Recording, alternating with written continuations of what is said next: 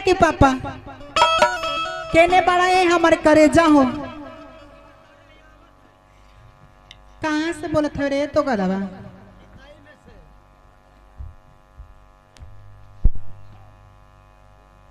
का हो कैसन सियर ने फेफर थे का बात है। देखा हम तो के ना देखी तो हमके नीक ना लागेला।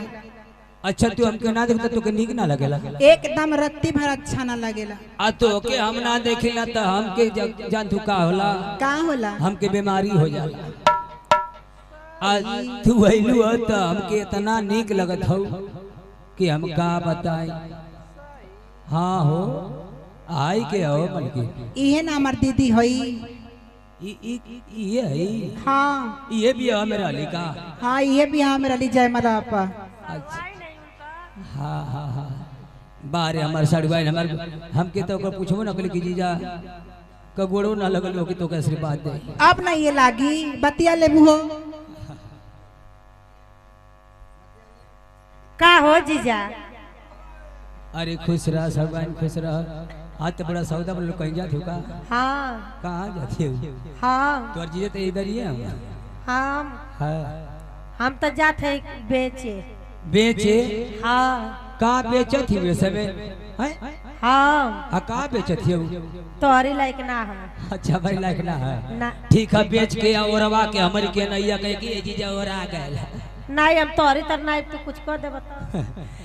अरे हमारे सड़वाई ने तो काहे कुछ कहब मगर ये सड़वाई का हो ऐसे में तो बहुत नीक लगते बहुत सौदा बनल बहुत मजा रहते।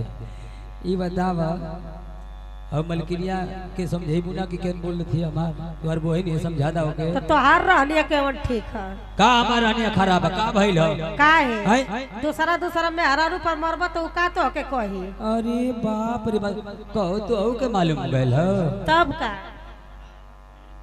हम सुनले हैं कि बंधनवा पर मरे लो।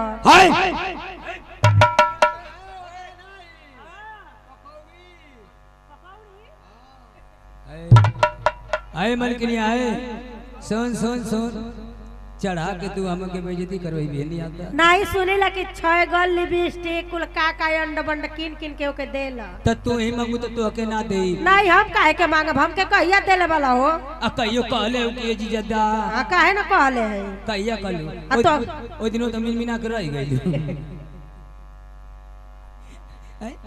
ए मलकिन का हो देखा तो हर बहन ठीक है बतियोले में कोनो दिक्कत ना हमके है। एक तब का आज हमन के जान तू कहां आइल बन जा कहाँ आइल बन जा। आज देख लो आज तिलकी के कार्यक्रम में आइल बन जा। हाँ आ तनी ऐसन बना बना के दा तनी ऐसन बना के दा कि तू के निक लगे मोह के निक लगे। लेकिन सुना का हो हाय तिलकार लोग कहाँ चल गए लोग तिलक उलक चढ़ा के। तू ना देखली है कार्य हम चिन्ह पाती में घरातियों लोग बालो आ तिलकहरुओ लोग बालो रिश्तेदार लोग बालो तो हम का जनी में ने उतरियो पौनी एगो ताई पौनी आके आगे बैठल है देखा तो ना काहे लावत है। छोड़ा जाए दा तो के समझावत है हमके कहाँ समझाओ थी। हां हां तनी ए मलकिन तनी बना के ऐसन दो। लेकिन सुना का हो तिलकहरु लोग के ना पता लगे तो घर के मलिकारों के ना पता लगत हो। काका हमार कहीं होइए तनी बिजी हो कहीं तक कहीं होई है ना ही आवे। अच्छा हाँ आज तिलक चढ़ला बात तो सही कहलू 25 के बारात जाई बाप रे बाप है ये बा। लेकिन 1 रुपया के पुरस्कार ना आयल घर के मालिक की तरफ से कि हाँ हाँ इतना कुल ले दे ले नहीं तो अब तो कम से कम 5000 दान कर देना चाहिए उनके। ठीक बा कुल मिली आ तनी सुनावत बढ़िया से कुल मिली जब सब चल जाई तो के देखी। अरे काका दी है तू चिंता मत कर बोलो कहाँ बाड़ी कई तो आवे ही नहीं आ खैला में ध्यान कम दे। वाह हाँ लगाओ लगाओ लगाओ मलिक लगाओ तो हाँ बड़ी शुभ घड़ी में आयल बनी जा। आ घर के मालिक के है मालिकान लोग के हित नात रिश्तेदार लोग के है खास करके है तिलकहरु लोग इतना तिलक चढ़ा के इतना कुल दान दहेज दे के कहाँ चल गए हमनी के ना दे लोग का हमनियों के हक पद होला नमो न बोलो ना तब का नमो ना बोलो एकदम कंजूस हो लोग का हो है ये हो कौने काम में से आए हो लोग पता ना बोला। लेकिन आई दुल्हन के गजल सुनी कैसे ओकरे बाद जौन भी फरमाइश होई अगर याद होई तो आप लोग के जरूर सुनाइयो।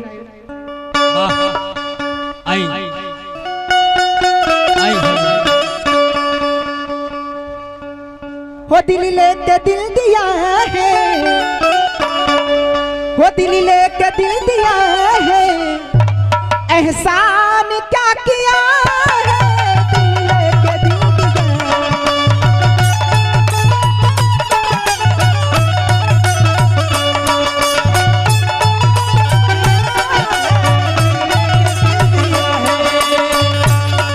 दिल लेके दिल दिया है, एहसान क्या किया है, दिल लेके दिल दिया है,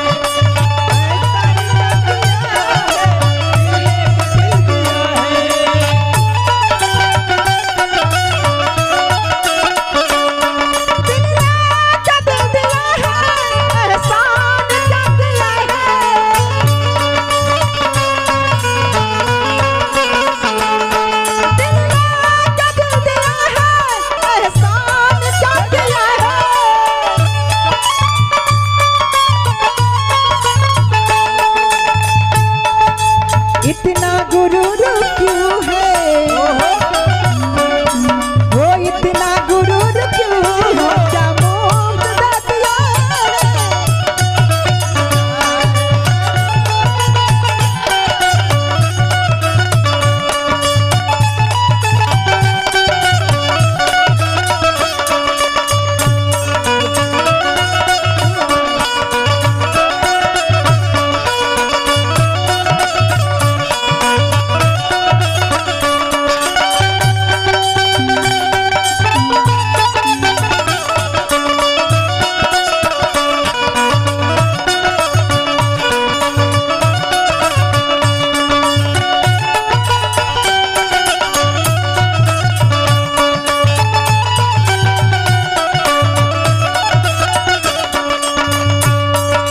वादा न तोड़ देना, मुंह को न मोड़ लेना,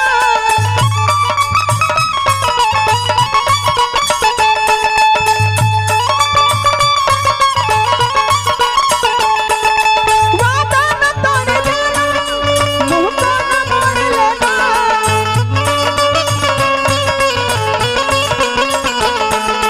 हमने तुम्हारे प्यार में, वो हमने तुम्हारे प्यार में सबको भुला दिया है,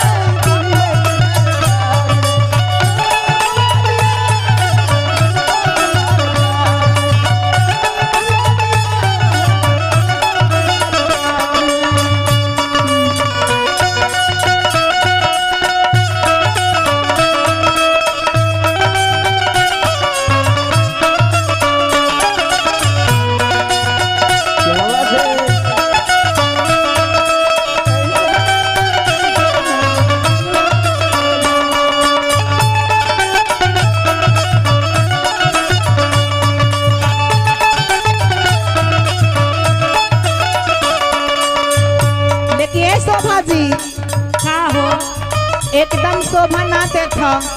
उहे तो हमहू के नीक ना लागत। हाँ तिलकारू लोग तो चल गई ना, लेकिन आई घर के मालिकान लोग कहाँ बने, केहू खास करके आई दूल्हे राजा के नौसे जी के पापा जी केहू का पता ना चलत। लेके गो से पटाइल बनी वहाँ के आवत नहीं की का बात बा, देर लेन में कमी हो गई का। नाही तिलका ले में तो नीक लागल है, देव ले में ना नीक लागत। अरे बाप हो बाप, काहे ना निक लगी हो, दिल लेके दिल दिया है, एहसान क्या किया है, दिल लेके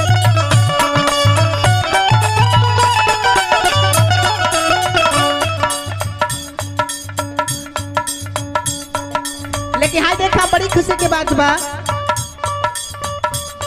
तिलकारू लोग के तरफ से हाई 500 रुपए का पुरस्कार मिलल बा, पार्टी से कोटि कोटि प्रणाम बा, और माता रानी से ऊपर वाली से कृपा करतनी की बर वधू की जोड़ी हमेशा सलामत रहे, हमारे उम्र लेके वहाँ के जी लो, ऐसे ही खुशी में बनल रहे।